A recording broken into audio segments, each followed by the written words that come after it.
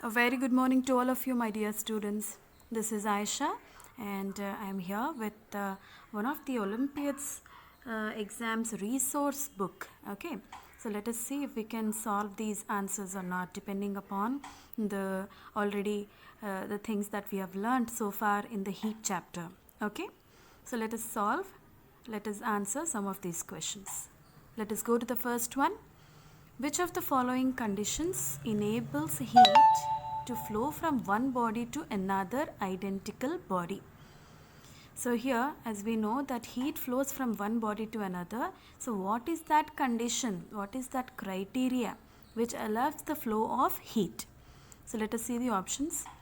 First A, the difference in the temperatures of two bodies, the difference in the pressures exerted, the difference in the densities, the difference in the sizes. So option A is correct because heat flows from hotter body to colder body. There has to be some difference in the temperatures of both the bodies, right? The other one. When you heat water in a pot, it boils. What can you infer from the above observation? So heat is a form of energy. Water can boil by itself. Can water boil by itself, children? It requires heat, right? Water develops heat on its own. Does it develop heat on its own? No, it has to get heat from some source, right? Water is a universal solvent, so it is nowhere concerned with this. So right option is A again, that is heat is a form of energy, so which makes the water boil. Coming to the third one. What must be done to enable mercury in a glass thermometer to respond quickly to changes in temperature? Let's read again. What must be done to enable mercury in a glass thermometer to respond quickly to changes in temperature? In order to make thermometer more efficient, in order to make the thermometer to respond to the changes in the temperature, what we have to do? Let us see the options. The bore should be narrow. The inside narrow bore will be there, no, through which the mercury flows. If it is narrow, can it respond quickly? Not that much. Okay, let us see the other options. So the diameter of the bore does not affect, the expansion actually. No matter how much is the bore, the diameter of the bore, main thing is that the mercury should respond to the external heat, right? So it should expand, take the heat from external surroundings, and it should take that heat and expand. So bore diameter is not the main criteria here. So what else can we do?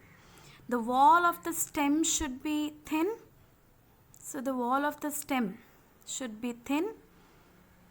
Maybe that, you have, if you recall the thermometer diagram, you have a stem and you have a bulb here, right? So here you have a narrow bore through which the mercury flows, right? Here we have readings. So this is the bulb in which the mercury is stored, and this is the stem, children, right? So if you make this wall thin, then will it be useful? Not much, because we keep the bulb in contact with the surrounding to get the expansion, isn't it? So B is also wrong, not the right option. C, the bulb should contain a lot of mercury. If it contains more mercury than normal, will it be helpful? Not that much. No, that is also not a right option. Let us see D. The wall of the glass bulb should be thin. This is the right option, children, because if we keep this in contact with any other surface or object, then it should sense the heat. The mercury present inside the bulb should sense the heat. So if this is made very thick, then the mercury will not have easy access to the heat from the surroundings, so it may not expand well. So when it is made thin, it will be easily expanding by taking the heat from the surroundings. So this option is correct. The wall of the glass bulb should be thin. Okay, see children, the options are so confusing, so you need to read more number of times. Okay, any question or any options, any of the options, if you don't understand, no problem, just take time and go through it. Okay, go through them, repeat just twice or thrice, then only you will be able to understand and put the right option. Okay, why do cooking vessels usually have copper bottoms? Usually some cooking vessels are provided with copper bottoms. Why do they have? Copper has low melting point. This is wrong option. This is a metal, so it will have a high melting point, right? Copper is an insulator of heat. Are metals insulators, children? No, they are good conductors, isn't it? So copper is a good conductor of heat. This is the reason why the cooking vessels are provided with copper bottoms, so that the heat is distributed and the heat is conducted well, so that whatever we cook in that is cooked quickly, right? Copper is cheap? No, this is also a wrong option. So what is the right option here? Copper is a good conductor of heat. Can you see this, children? Copper is cheap is also a wrong option. Okay. Let's move on to the fifth one. For the effective radiation of heat by an electric room heater, which of the following needs to be done? For the effective radiation of heat, okay, there is an electric room heater, and in order to make it more effective in radiating the heat inside the room, in a room, then which of the following needs to be done? Keeping it clean will not help much. Polish it to shine. So we'll come to this later. Paint it green, paint it black. This is also wrong.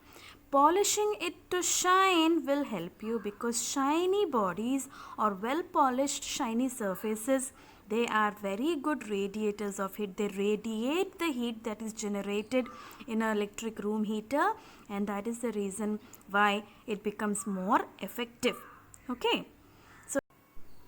So the thermos flask also works under the same principle, children. It also has a shiny surface inside, so that the heat coming from the hot liquid, it is again radiated back to the liquid, so that the liquid remains hot for a longer time. So why are they painted or made shiny? Because to radiate much heat, children. Okay. Let's come to the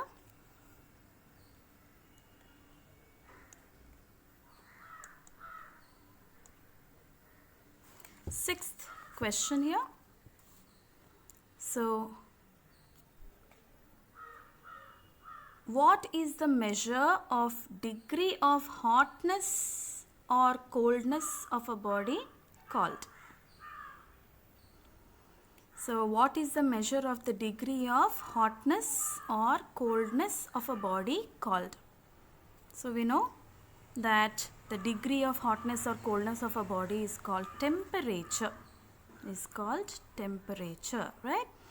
Because it's not heat energy, and temperature is measured in Celsius and Kelvin. So this is only the degree of hotness or coldness. Okay. Why are two thin blankets piled together warmer than a single one of the same total thickness as the two? Let's read the question again and try and understand. Why are two thin blankets piled together? That means one above the other, they're joined. Why are they warmer than a single one of the same thickness as the two? So you need to know, once I'll explain about this, then we can go for the other options actually. So as you know that the blankets, okay, thin blankets have pores inside the fibers. Between the fibers they have some pores in which the air is trapped, children. In which the air is trapped. As you know that the air is a bad conductor of heat. We know that air is a bad conductor of heat. Then what happens? These air molecules or the air that is trapped between the fibers acts as an insulator, and it does not allow the heat to flow from external environment to the inside or the vice versa. That means your body heat also is not allowed to escape out into the surroundings. Both way it works. So what is the reason for this? Why two thin blankets when are piled together, then there will be so much of what you call air trapped between these two, which acts as an insulator, not allowing the heat to pass through or flow from external to internal or internal to external. Did you understand? So air is enclosed between them is the right option, children. Okay. So many of us think that during the cold weathers, what you call winters, we feel that using a very thick blanket will help you keep warm. That is wrong actually. So instead of one thick blanket, if you use two thin blankets, then what happens? Your body heat does not escape out because there's so much of air that is acting like an insulator, stopping the escape, preventing the escape of your body heat outside. So you feel more warm with two thinner blankets rather than one thick blanket. Okay, children? Let's go to the next one. Conduction of heat. Very importantly, more number of questions come from the three modes of transmission, children: conduction, convection and radiation. So you need to be well aware of all those things. Okay. Conduction of heat does not take place in. So let us see the option. Let us see the options. A. Copper. B. Iron. C. Aluminium. D. Vacuum. So as you can see, A, B and C all are metals and also solids. So conduction of heat will take place in solids, right? But D is vacuum. Conduction happens only in solids but not in, it is nothing, it's no medium at all. So it will not happen in vacuum. One more question. Why are asbestos sheets used for laying the roofs of some house? As you can see that the roofs of some houses are laid by using asbestos sheets. So why are they used? Because they are good conductors of heat? No, they are not the good conductors of heat. They are bad conductors of heat. Yes, they are bad conductors. That's why, the external and from the heat from the external environment or surroundings will not be able to get inside the house. That's why they are used. They are costly, they have a nice look. No, these are also wrong options. So the right option here is they are bad conductors of heat. So the heat from the exterior will not be able to enter the house. Okay. Let us see the last question for today. Why is mercury widely used in clinical thermometers? So we have already seen in our lesson why mercury is chosen as the liquid in a thermometer to find out or to check the temperature. So here are the options. Mercury is easily available in pure form. The first one says mercury is easily available in pure form.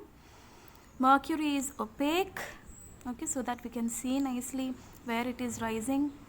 Mercury has a constant coefficient of expansion. That means its expansion is very regular. It's not like uneven expansion. Once it rises and then it slows down, something like that. It's not like that with mercury. So it has a nice, even and steady expansion. So it is called as constant coefficient of expansion. So all the three are correct, children. So we have D as the right option here. 1, 2 and 3. All are correct. Okay. So that's all for today. Next, in my next class, I'll be explaining how to solve such kind of questions. Okay. More from chapter this heat. Okay, na children? Thank you.